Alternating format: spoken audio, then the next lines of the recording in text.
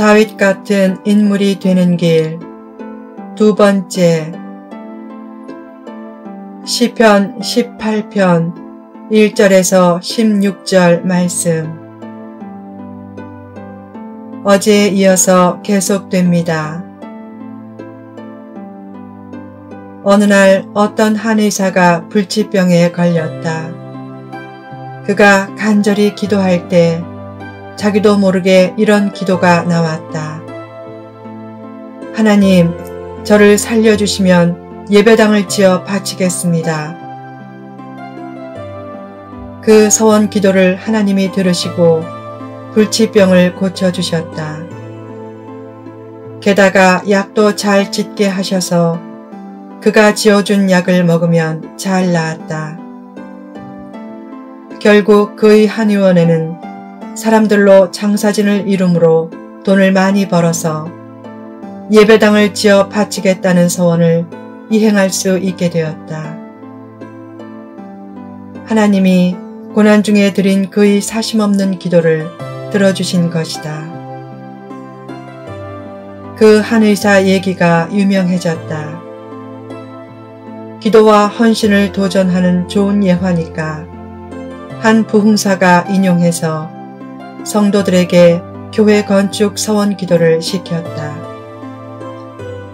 효과가 좋아서 건축 헌금 목표가 초과 달성되었다. 그 후 그 부흥사의 비디오 테이프를 구해보던 다른 부흥사가 마치 자기가 겪은 얘기처럼 또 인용해 설교했다. 나중에는 어떤 성전 건축 전문 부흥사도 그 얘기를 자주 인용해 설교했다. 그 설교를 듣고 문제 해결을 원하는 많은 사람들이 성전 건축 서원을 하며 기도했지만 앞선 한의사처럼 복된 체험을 하지 못했다. 왜 나중에 유사하게 서원 기도를 한 사람들은 응답이 없었는가? 물질적이고 가시적인 복을 목표로 삼아 모방해서 서원 기도를 했기 때문이다. 그처럼 사심이 들어간 기도에는 하나님이 장단을 맞춰주시지 않는다. 기도할 때 하나님보다 복에 집착하며 기도하면 하나님의 마음이 상한다. 간증도 잘 들어야 한다. 간증을 듣고 복 주시는 하나님을 바라보지 않고 하나님이 주시는 복을 바라보면 그 간증은 영혼의 독이 될 수 있다. 기도할 때 하나님이 주시는 복을 바라보지 말고 복 주시는 하나님을 바라보며 사심없이 기도해야 응답도 체험하고 기도하는 삶에 회의가 생기지 않는다. 결국 응답받는 기도가 되려면 무엇보다 기도에 찬송과 감사가 넘쳐야 한다. 응답이 없어도 죽도록 감사하고 찬송하겠다는 마음을 가지고 기도하면 그 기도가 하나님의 마음을 격하게 움직인다. 역사상 위대한 기도자들은 문제를 풀려는 집념을 가지고 기도했던 사람들이 아니었고 감사와 찬송으로 하나님의 마음을 격하게 감격시켰던 사람들이었다. 3. 최종 승리를 확신하라. 다윗이 힘들 때도 예배 생활과 기도 생활이 흔들리지 않았던 이유는 하나님의 정의로운 심판과 최종 승리를 확신했기 때문이다. 다윗은 초라한 양측이었다가 왕의 기름 부음을 받은 후 바로 고난의 긴 어두운 터널을 만났다. 그 터널 속에서 그는 한 번도 하나님을 원망하지 않았고 오히려 더욱 하나님을 의지했다. 어느 날 그 터널의 끝에 닿았다. 그때도 변함없이 고백했다. 나의 힘이신 여호와여, 내가 주를 사랑합니다. 승리의 날은 그리 멀지 않다. 승리의 때를 바라보며 높은 창공에서 대평안을 노래하며 사는 삶이 바로 성도의 삶이다. 믿음이란 어둠 속에서도 하나님의 손길을 느끼고 평안을 노래하며 희망을 품고 나가는 것이다. 천둥과 비바람이 칠 때도 비행기를 타고 10,000m 상공 위로 올라가면 거기에는 평화의 세계가 펼쳐져 있다. 창공을 비행하는 비행기처럼 사탄이 지배하는 어두운 세상 위로 올라서서 대평안을 노래하며 살라. 하나님의 도우심을 믿고 나가면 절망 속에서도 얼마든지 희망을 되찾고 인생 역전을 이룰 수 있다. 하나님의 최종 승리의 역사를 믿고 현재의 고난과 상처 때문에 실망하거나 나약해지지 말라. 하나님은 그 고난과 상처도 얼마든지 축복의 재료로 사용하실 수 있다. 믿음으로 현재의 고난을 잘 이겨내면 인생 역전을 이루고 마침내 다윗처럼 나의 힘이신 여호와여 내가 주를 사랑합니다. 라는 고백을 하게 될 것이다. 그런 축복의 때를 기대하며 너무 아등바등하며 살지 말고 높은 데서 비행하며 평안을 노래하는 삶을 살라.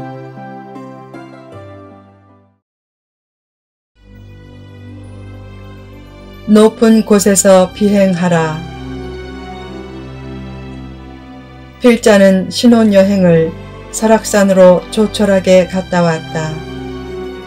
대신 결혼 1년 후 미국 기독교 선교연맹 교단 총회를 신혼여행 삼아 참석했다. 그때 체력이 약한 편인 아내가 시차 적응도 안 되었는데 필자가 새벽 예배에 참석하라고 강권해서 감기 몸살로 10일 내내 힘들어했다. 결국 아내의 난생 첫 해외여행은 고통스러운 여행이 되었다.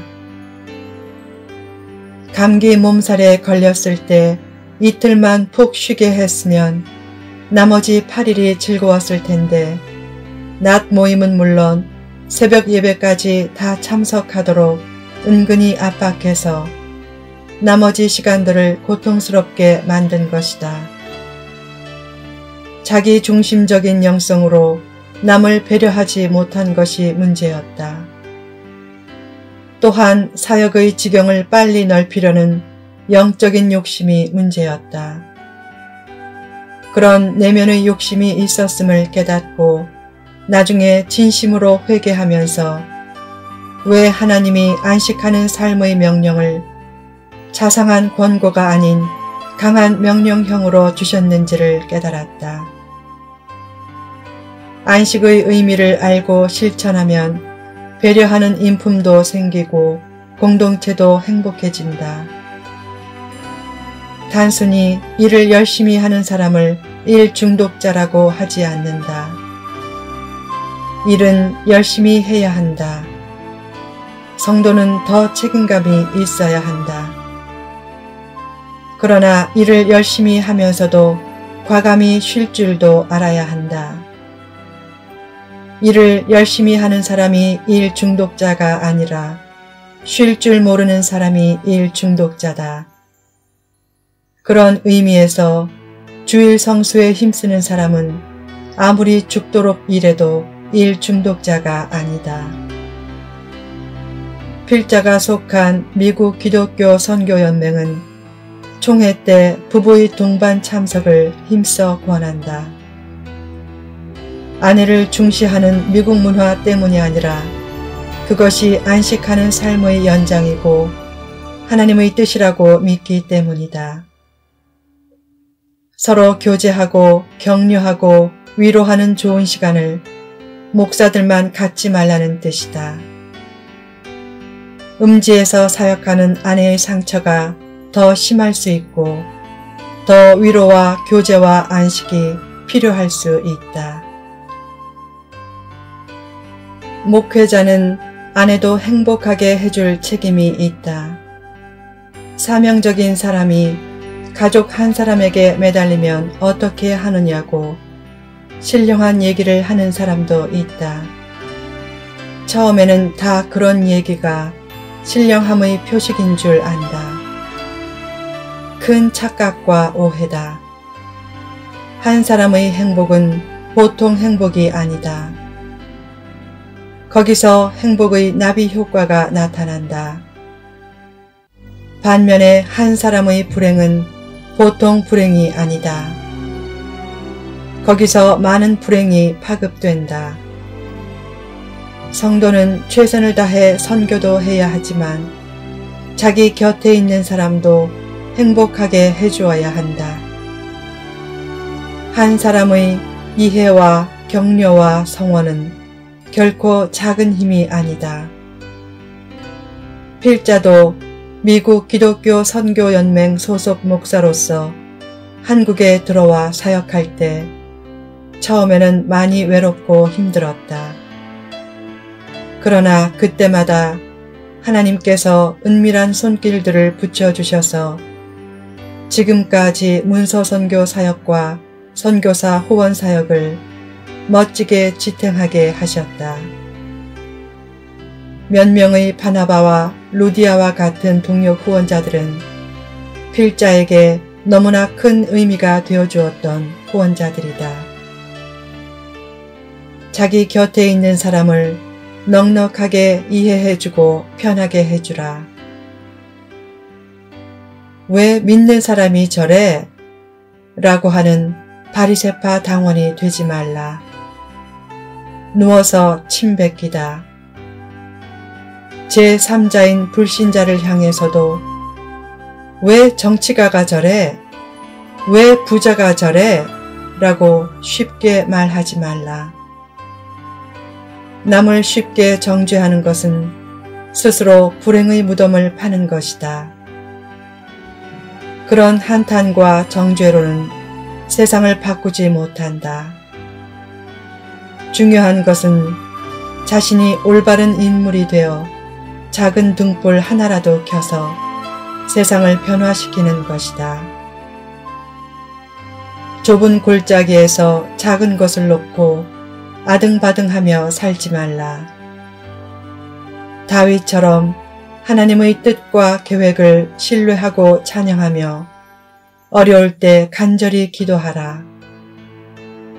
기도한 후에는 빠른 응답을 바라기보다 하나님의 응답 주심과 최종 승리를 확신하며 살라. 참새처럼 파닥파닥 두 날개로 날아오르려다가 지쳐버리는 세미나적인 삶을 추구하지 말고 독수리처럼 높은 곳에서 하나님의 세미한 음성을 듣고 비행하며 평안 가운데 영생의 샘이 나는 삶을 추구하라.